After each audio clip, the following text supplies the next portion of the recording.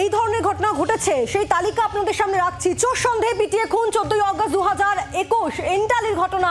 এরপর আমরা দেখি যে 2022 17 ফেব্রুয়ারি কলকাতায় এক যুবককে চোর সন্দেহে পিটিয়ে খুনের অভিযোগ উঠে আসে। এরপর 7 এপ্রিল 2022 নারকেলডাঙ্গায় এক যুবককে চোর সন্দেহে পিটিয়ে খুন। এরপর আমরা দেখি যদি আমরা একটু পিছিয়ে চলে যাই 2014 16 নভেম্বর এনআরএস এ মানসিক ভারসাম্যহীন যুবককে পিটিয়ে খুন। এরপরে 2021 8 সেপ্টেম্বর মানিকতলায় সেখানে চোর সন্দেহে এক যুবককে পিটিয়ে খুন। অর্থাৎ ঠিক কবে কোথায় এই ধরনের অভিযোগগুলো উঠে এসেছিল তাই আপনাদের সামনে রাখছি। বিভিন্ন সময় এই ধরনের অভিযোগগুলো সামনে আসে।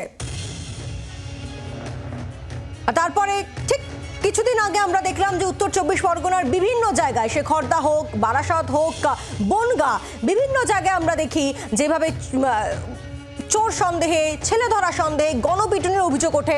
আর তারপরে একেবারে খাস কলকাতায় বউবাজারে সেখানে আবাসিকরা চোর সন্দেহে এক ব্যক্তিকে পিটিয়ে খুনের অভিযোগ ওঠে তাদের বিরুদ্ধে। আমরা কথা বলবো, বিক্রম দাস রয়েছেন আমাদের সঙ্গে টেলিফোনের প্রতিনিধি। বিক্রম, বেশ কিছুক্ষণের ফুটেজ পাওয়া যাচ্ছে না এবং পুলিশ এই মুহূর্তে দাঁড়িয়ে তাহলে কি মনে করছে যে এই অপরাধ প্রবণতা এবং সেই প্রবণতা থেকেই কি বেশ কিছুক্ষণের ফুটেজ ডিলিট করে দিয়েছে আবাসিকরাই, কি জানা যাচ্ছে?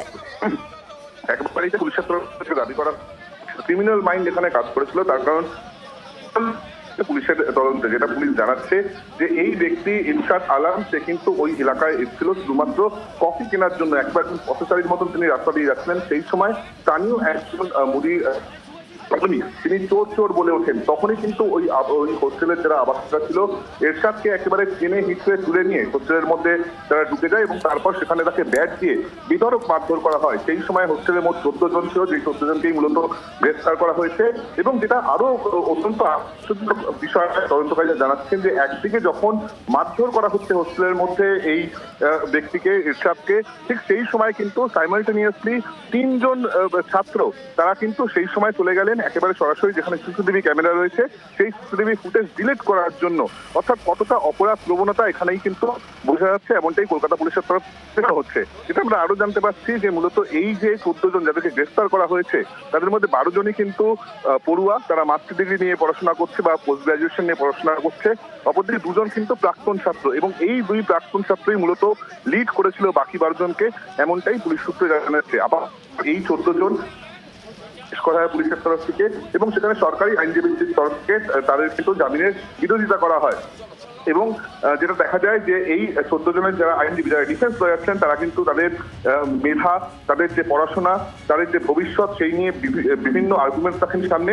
কিন্তু সরকারি আইনজীবী যেটা বলেন, তারা পড়াশোনায় ভালো হতে পারে, তারা দেশের উজ্জ্বল ভবিষ্যৎ হতে পারে, কিন্তু তার মানে এই নয় যে তারা কাউকে এইভাবে নৃশংসভাবে, নারকীয়ভাবে হত্যা করবে। সমস্ত সওয়াল জবাব শোনার পর এই 14 জনকেই আদালতের তরফ থেকে 14 দিন আগামী 4 জুলাই অবধি পুলিশ হেফাজতের নির্দেশ দেওয়া হয়েছে এবং পুলিশ যেটা জানাচ্ছে যে এই 14 জনকে জিজ্ঞাসাবাদ করে, জেরা করে, গোটা বিষয়টি পুনর্নির্মাণ করে তারা জানতে চান কিভাবে গোটা ঘটনা ঘটেছে। বিক্রম, আমাদের সঙ্গে থাকো, আইনজীবীর বক্তব্য একবার শুনি। আমাদের সাবমিশন ছিল যারা হোস্টেলের বাসিন্দা সব আসামি 14 জনকে অ্যারেস্ট করা হয়েছে। এরা 14 জন মিলে, তার সঙ্গে আরও অনেকে ছিল, তারা এই ভিকটিমকে ডেকে হোস্টেলে বন্ধ করে তাকে চোর সন্দেহে পিটিয়ে মারে। এই 14 জনকে আজকে পুলিশ করা হয় এবং লানেট কোর্ট 4 জুলাই অবধি দেয় পিসি গ্র্যান্ট করে পুলিশ কাস্টডি। 3 জনের নাম বলতে পারছি: পবিত্র মুর্মু, সুবীর টুডু, হিমাংশু মান্ডি। তাদের পরীক্ষা আছে। লানেট কোর্ট বলেছে যে পিটিশন করতে, কিন্তু এই শর্ট পিরিয়ডের মধ্যে তাদের পরীক্ষা বসা আমাদের অসুবিধা আছে।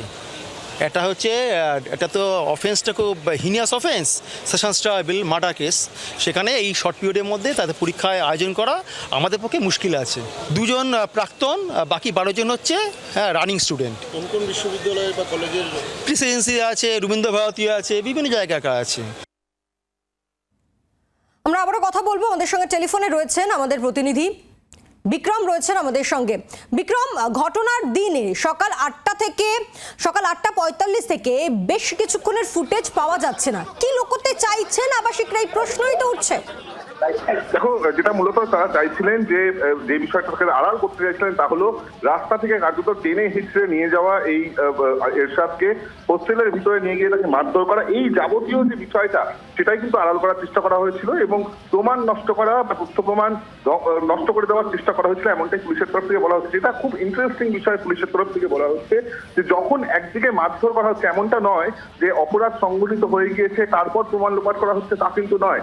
যখন অপরাধ সংগঠিত হচ্ছে, অর্থাৎ যখন মারধর করা চলছে, সেই সময় আরেকটি টিম, অর্থাৎ এই 14 জনের মধ্যে যে 3 জন, তারা কিন্তু সরাসরি সেই জায়গায় চলে যায় যেখানে সিসিটিভি ক্যামেরা রয়েছে এবং সেখানকার হার্ড ডিস্ক থেকে তারা সমস্ত এই যে 8 ঘন্টা, তার 8:45 থেকে প্রায় 9:15-20 অব্দি যে ফুটেজ, সেই ফুটেজ কিন্তু তারা ডিলিট করে দেয় বা সেই ফুটেজ তারা ট্যাম্পার করে। যদিও পুলিশ সূত্রের যেটা দাবি যে এই যে ফুটেজ, সেই ফুটেজ কিন্তু রিট্রিভ করা সম্ভব, হার্ড ডিস্ক ফরেনসিক ল্যাবরেটরিতে পাঠানো হয়েছে।